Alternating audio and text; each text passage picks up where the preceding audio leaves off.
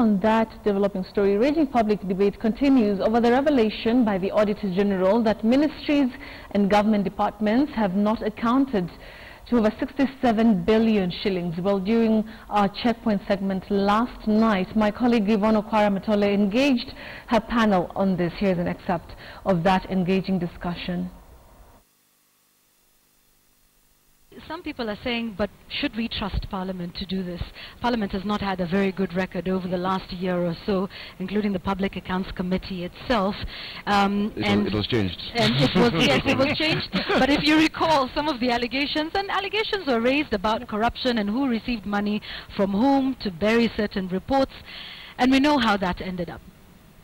Nothing happened. All we did was change the office holders, and again, as we say, this Nicholas Gumbo was invited to come here. It's unfortunate that he was held up in Kisumu.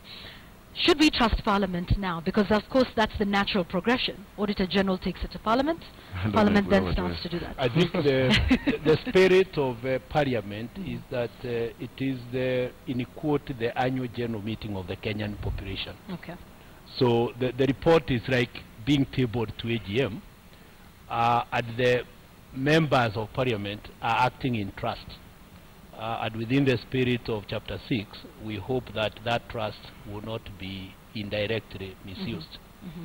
And that's where the call or the appeal that no MP should discuss the actual report in terms of a political kind of system, right, to make things look better.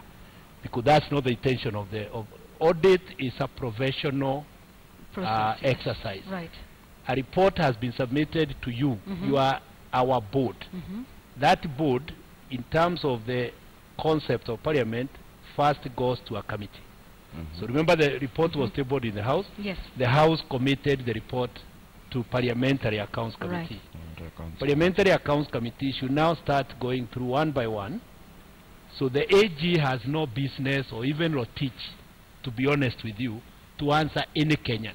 At this point. At this point. Until because it's not his role. Until they go to He's Parliament. supposed to give, if he has to answer, he's supposed to submit that report to the House Committee. Because technically we are discussing a House business activity as non-MPs, if you see what I mean. Yeah. So you who was audited, who happens to be a cabinet secretary, if you have to, at this stage, answer, you go to our AGM. Our AGM happens to be Parliamentary Accounts Committee. Okay. Parliamentary Accounts Committee is an open forum. So that committee, hopefully whatever you tell them, Kenyans can read from there. Okay. Now, the other point which is fundamental, and we need to get this correct. Yes, and let's have Sakaja in to respond to that. A very fundamental point. The moment an auditor tells you that I did not receive a report, it's irrelevant whether it is to do with the salaries. Because I may come to audit salaries, and the data is not in the employees' files. So when I'm auditing salary, I'm asking for the letter of employment.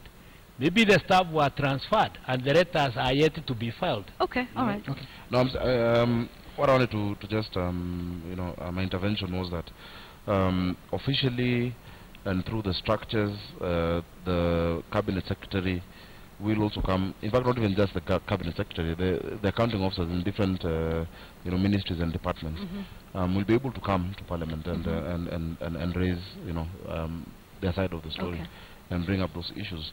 But it is also a bit, restrictive to say that the cabinet secretary cannot comment on it, because even before it has been discussed, it's in the public domain, and there is an outcry, because when you say 67 billion, there is a thinking, that of course will be used, whether it is politically or not, that 67 billion Kenyan shillings have been looted, and there's a new scandal. In fact, the first question you asked was this a scandal that was never was? Or that never was? Right. It is a thin line between dealing with it just purely professionally, and also the implications. So you think he was well within his right to comment on this that was already in the public domain? Our constitution also talks about access to information. It talks about public participation, and it's important for him also to give his side. We should not restrict him. But officially he'll come to Parliament. Let's go and speed. Officially, what we are saying is he should have written that letter to Parliament, to PAC. No, not necessarily. He will be invited to PAC. and he will raise the matter, because the matter is now within PSC. I think PSC has actually already invited him. And that is a process. Actually, he is invited by Parliament. That is a process. He doesn't need to ask for an invitation. Okay. Can I come in on the question of whether Parliament is the right place? Yes. We have no choice. It's a constitutionally driven. Though it worries me that already Parliament has taken the view. The Auditor General is actually an officer for Parliament. So he shouldn't even be addressing himself to the Cabinet Secretary, with all due respect. So when you already see parliamentarians who've taken the view that this might be smearing our party or not, it worries me. But let me tell you, I think what I think. One, even if you take about the fact that yes, there are vouchers that might be available and they'll be corrected later, there are systematic things in those that you see. One of them is that no Kenyan should actually pretend, or rather should be saying we are surprised if you looked at last year's budgets as well. The kind of errors and misdemeanors that the Auditor General is reporting are actually systematic, in the sense that they're not new. Imprest is a big problem. Right. Payments for goods and services that are not delivered is a big problem. Checks that are written and are not cashed, a big problem. Cash books that do not exist, and the inability to reconcile what is in the cash book and what is in, that is a very big problem. And we are talking here of not simple change. 20 million here and over time leading to, it's more than this 60. What he called a disturbing system of accounting.